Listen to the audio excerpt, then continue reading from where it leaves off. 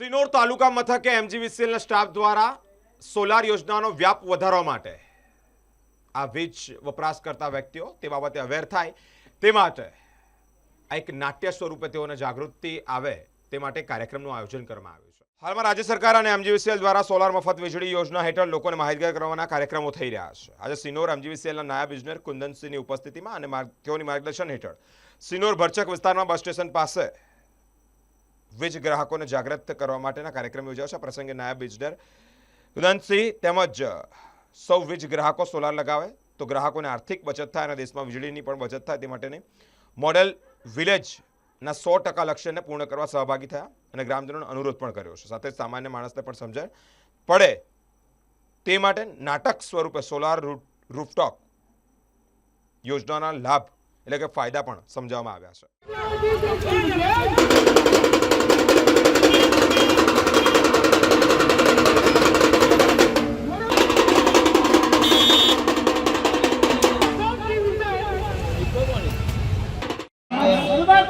ઘરે ઘરે solar system લગાવી હોય એના માટેની કે જે સોલર માટે રહી ગયા હોય એ બધાને પણ જાગૃત કરવાના છે। તમારું લાઈટ બિલ લઈને આવો અને સોલર ઉડાવી દો એટલે આવ્યા નવા